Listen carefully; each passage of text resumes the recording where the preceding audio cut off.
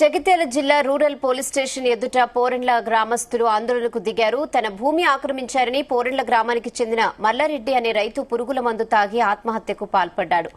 పోరెండ్ల గ్రామంలో ఉన్న తన ఎకరంన్నర వ్యవసాయ భూమిని అదే గ్రామానికి చెందిన కొందరు వ్యక్తులు ఆక్రమించుకున్నారని మనస్తాపం చెంది ఆత్మహత్య చేసుకున్నాడు.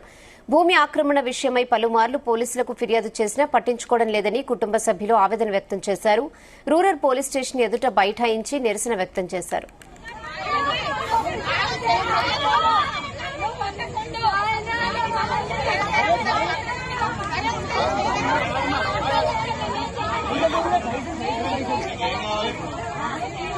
మమ్మల్ని భయపట్టించింది సార్. మా నాన్నని బాగా బెదిరించడం వల్ల మా నాన్న బాగా భయపడి ఆత్మహత్య చేసుకున్నారు సార్.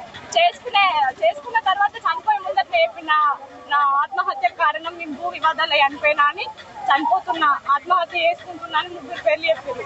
ఇంతకుముందు చెప్పిన పడిగెల గంగారెడ్డి, పడిగెల జనార్దన్, పడిగెల రాజిరెడ్డి, వీళ్ళ వలన నేను ఆత్మహత్య చేసుకుంటున్నా అని చెప్పి చనిపోయింది సార్. వాళ్ళు మా అక్క వాళ్ళు గరీబ్ వాళ్ళు భూములు అప్రాయించుకుంటే మేము 6 సార్లు స్టేషన్కి వచ్చాం సార్. ఈ స్టేషన్ కు వాళ్ళు ఆమెను సాధనలు పట్టుకుంటూ వస్తే ఈయన అంటారు ఇప్పుడు సారు సీఏ లేడు, ఒకరినేమో ఎస్ఐ లేడు రాకూరి, మరొకరినేమో ఇంకో లేరు, మరొకరినేమో వాళ్ళు వస్తేనేమో రేకుల కింద గుండె పెడతారు. రేకుల కింద వాడు దొంగడు వస్తే రౌడీ షీట్ వస్తేనేమో రేకుల కింద గుండె పెడతారు.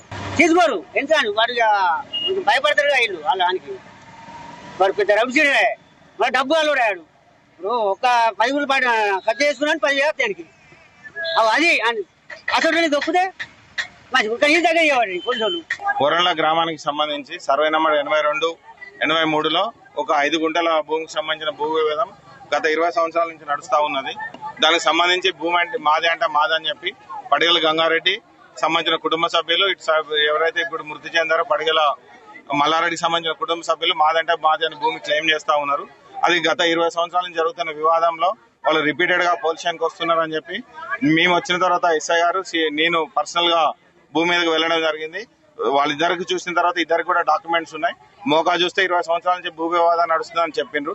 దానికి సంబంధించి ఎవరైతే మృతుల కుటుంబ సభ్యులు ఉన్నారో, తర్వాత ఎవరైతే నేరం ఆరోపిస్తున్న గంగారెడ్డి కుటుంబ సభ్యులు ఎవరైతే ఉన్నారో వారికి సంబంధించి మీ ఏదైనా వివాదం ఉంటే కోర్టులో కానీ లేకపోతే తహసీల్దార్ వద్ద కానీ తెలుసుకోమని చెప్పినాము.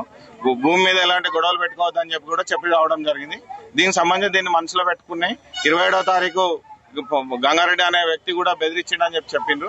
దానికి సంబంధించి కూడా మాకు పోలీస్ స్టేషన్ ఎలాంటి ఫిర్యాదు అయితే ఈ రోజు వరకు చేయలేదు. మేము నిన్న 1వ తారీఖు అతను ఉదయం 4:30 గంటలకు పురుగు మందు తాగి ప్రతిమ హాస్పిటల్లో చికిత్స పొంది చనిపోయాడు. దానికి సంబంధించిన కేసు నమోదు చేసుకున్నాం, దర్యాప్తు చేస్తా ఉన్నాం.